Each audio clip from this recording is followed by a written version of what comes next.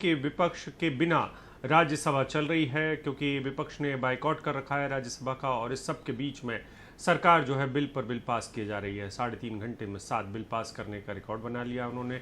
कल राज्यसभा में ये इतिहास रचा गया है। मानसून सत्र समय से पहले ही खत्म करने की तैयारी भी चल रही है, क्योंकि कोरोना का वक्त है। ऐसे में आज की कार्रवाई के बाद राज्यसभा अनिश्चितकाल के लिए स्थगित कर दी जाएगी। मानसून सत्र 1 अक्टूबर तक चलना था, लेकिन आज 8 दिन पहले ही समाप्त कर दिया जाएगा। आज राज्यसभा में FCRA बिल पास हो गया है, जबकि कल लोकसभा में पास हुए 3 लेबर कोड बिल पर राज्यसभा में चर्चा हो रही है। वहीं विपक्षी पार्टियों के नेता किसान बिल के मुद्दे पर आज शाम 5 बजे राष्ट्रपति से मिलेंगे।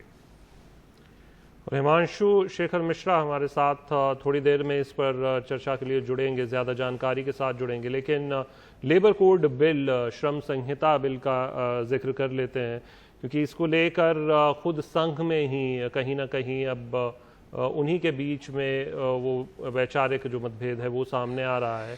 क्योंकि भारतीय मजदूर संघ वो इस बिल के समर्थन में नज़र नहीं आ रहा, और उनका मानना है कि जो एक सिक्योरिटी थी श्रमिकों की, वो इस बिल के जरिए खत्म की जा रही है, तो उसको पूरी तरह से खत्म किया जा रहा है। हिमांशु हमारे साथ जुड़ गए हैं। हिमांशु, इन 3 बिल का हम जिक्र कर रहे हैं, श्रम संहिता बिल का, लेकिन जो मुख्य मुद्दा है इस बिल का विरोध करने का, वो इस चीज को लेकर है कि जो श्रमिकों की जो श्रम सुरक्षा थी वो इन बिल के जरिए खत्म हो जाएगा। ये जो हायर और फायर वो कभी भी कर सकेंगे, उसको लेकर ये पूरा सवाल है। जी, निश्चित तौर पर देखिए, 2 महत्वपूर्ण बातें भारतीय मजदूर संघ की तरफ से कही गई हैं। और स्टैंडिंग कमेटी में जब इन तीनों बिलों की समीक्षा की जा रही थी, उस वक्त भारतीय मजदूर संघ की तरफ से जो नेता मौजूद थे उस स्टैंडिंग कमेटी की बैठक में, उन्होंने एक प्रेजेंटेशन किया था।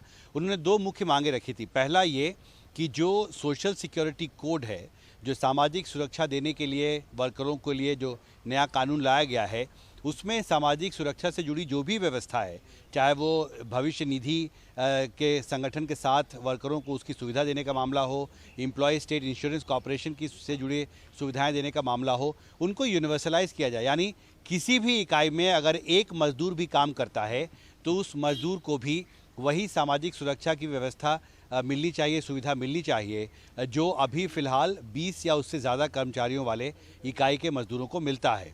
लेकिन ये मांग सरकार ने, जो बिल पारित हुआ है लोकसभा में, उसमें नहीं मानी है। दूसरा बात ये था कि जो हजार्डस इंडस्ट्री है, जहाँ पर खतरा ज़्यादा होता है मजदूरों को, वहाँ पर ऑक्यूपेशनल सेफ्टी यानी उनकी सुरक्षा के लिए जो मानक हैं उनको सभी इकाइयों में लागू किया जाए। लेकिन जो बिल पारित हुआ है, भारतीय मजदूर संघ का कहना है कि इसका फ़ायदा जो है वो सिर्फ उन मजदूरों को मिलेगा जो उन इकाइयों में काम करते हैं जहाँ 10 से ज़्यादा मजदूर काम करते हैं। यानी अगर किसी भी इकाई में अगर 9 मजदूर काम करते हैं तो उनको इस नए कानून का फ़ायदा, जो सुरक्षा देने की बात हो रही है हजार्डस इंडस्ट्रीज़ में, वो उनको नहीं मिल पाएगी। और इसलिए अब 2, 3 और 4 अक्टूबर को भारतीय मजदूर संघ के बड़े नेताओं की एक बैठक बुलाई गई है, जिसमें वो आगे रणनीति तय करेंगे कि अपना विरोध लेकर वो आगे किस तरह बढ़ना चाहते हैं। जी। और अगर अंदर से कोई विपक्ष नहीं है जैसे कि राज्यसभा में, तो इस पे बहस किसका बात की हो रही है? इसमें कुछ जो चर्चा होगी, किन किन को मौका मिल रहा है, कुछ जानकारी है आपके पास हिमांशु?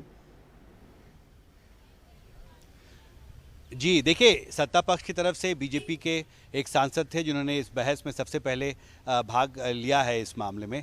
और इसमें 3 दल हैं जिनके सांसद अभी हाउस में हैं, AIADMK, बीजू जनता दल और YSR कांग्रेस पार्टी। ये तीनों पार्टियां हैं जो न सरकार के साथ हैं न विपक्ष के साथ हैं।